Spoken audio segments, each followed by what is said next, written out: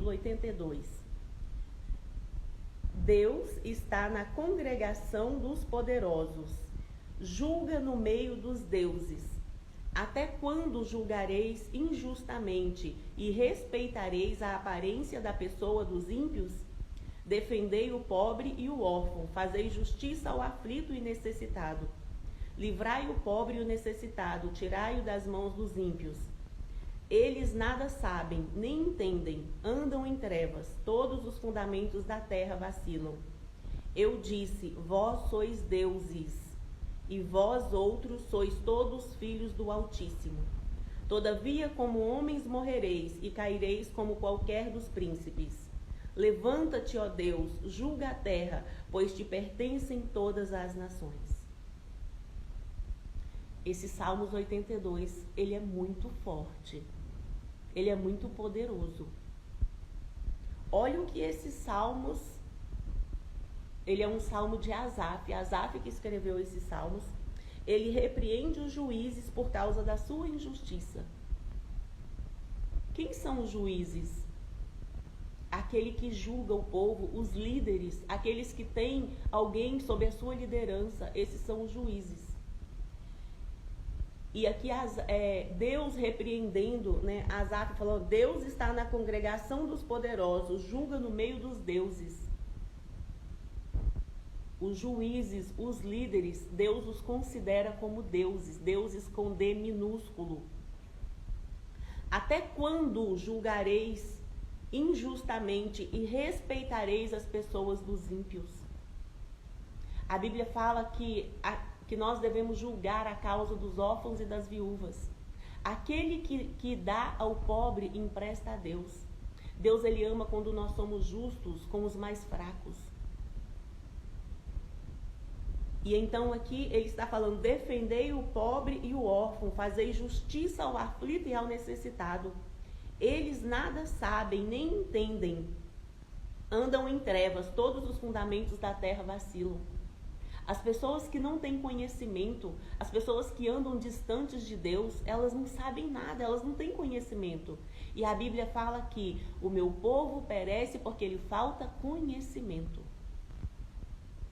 Então essas pessoas que não têm conhecimento, elas precisam de alguém que julgue a sua causa. Elas precisam de alguém para guiar. E a questão é que essas pessoas que eram incumbidas de guiar o povo, estavam olhando para quem? Para os ímpios, para os poderosos, estava deixando as pessoas morrerem. Eu disse, vós sois deuses, a vós outros sois todos filhos do Altíssimo.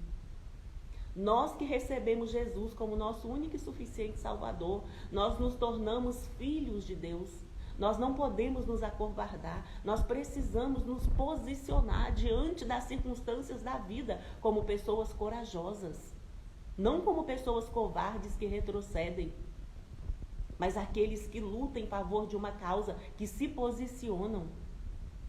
Muitas vezes nós não nos posicionamos por falta de conhecimento, por covardia, por vergonha, por timidez. Só que nenhuma dessas características são características de filhos de Deus. Os filhos de Deus, eles são ousados como os filhotes dos leões, porque nós sabemos quem luta por nós, temos um Deus todo-poderoso que age em nosso favor. Então não podemos abaixar a cabeça. Precisamos ser como Paulo, eu sei em quem tenho crido. E sei que ele é poderoso para guardar o meu depósito até aquele dia. Nós precisamos estar dispostos a dar a nossa cara a tapa. O problema é que nós temos nos escondido. E tem uma frase que eu não me lembro quem foi que disse, mas ele disse, um homem disse, que porque os justos se calam, os ímpios reinam. Porque os bons se calam, os maus reinam. A Bíblia fala assim que os filhos das trevas, eles são mais prudentes do que os filhos da luz. A salvação, Jesus, ele nos deu de graça. Não merecíamos a salvação, mas ele nos deu.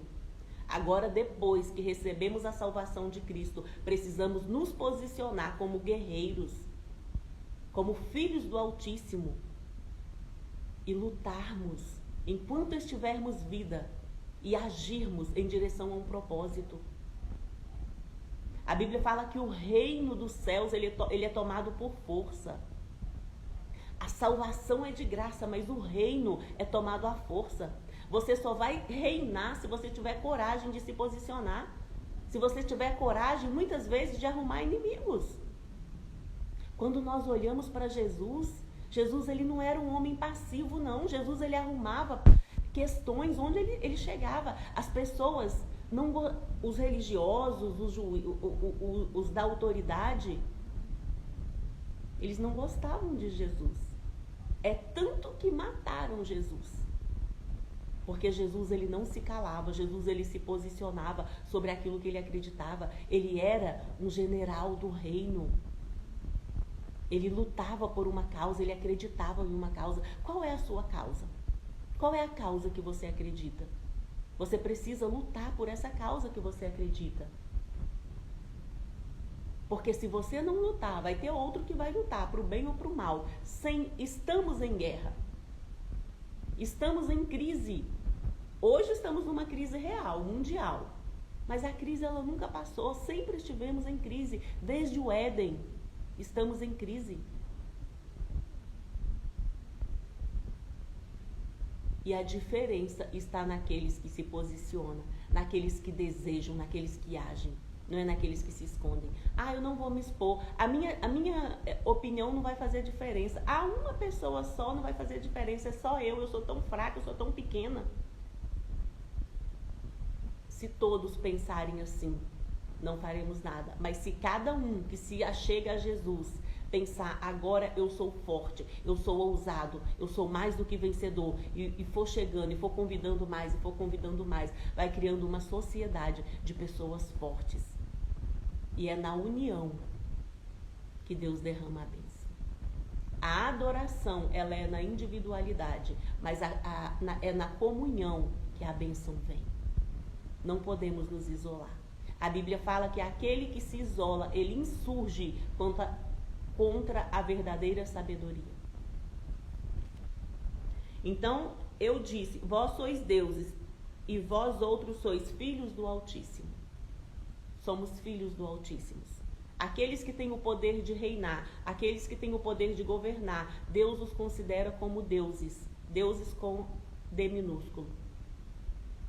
E nós outros que não estamos no governo, somos filhos do Altíssimo, podemos ajudar os que estão reinando a reinar. Lutar em favor dos menos favorecidos. Como que eu ajudo o menos favorecido? A melhor forma de ajudar é ensinar. Porque quando nós aprendemos, nós não dependemos. Então, se você tem algo para ensinar, ensine de todo o seu coração. Porque essa é a vontade de Deus para nós. Cuide do seu corpo, cuide da sua alma, cuide do seu espírito. Porque somente a hora que esses três estiverem entrelaçados, você experimentará a boa, a agradável e a perfeita vontade de Deus. E é você que cuida do seu espírito, da sua alma e do seu corpo. É uma decisão diária, todos os dias. É você que decide o que você vai comer, o que você vai beber. É você que decide se você vai se exercitar ou não. É você que decide se você vai buscar o conhecimento, ler um livro que te faz a sua alma crescer. É você que vai decidir se vai ler a Bíblia, se vai orar, se vai buscar a presença de Deus na sua vida. É você que decide. Alimentar corpo, alma e espírito todos os dias. A questão é que nós queremos fazer projetar longe, fazer tudo de uma vez. Conheçamos e prossigamos em conhecer o Senhor. É todos os dias fazer o que precisa fazer todos os dias. Que a hora que eu faço todos os dias o que eu preciso fazer, no final do ano eu fiz uma coisa grande. E o meu desejo para você é que você viva uma vida abundante na presença do Criador. Porque na presença dele há abundância de alegria, a paz, a justiça na presença dele.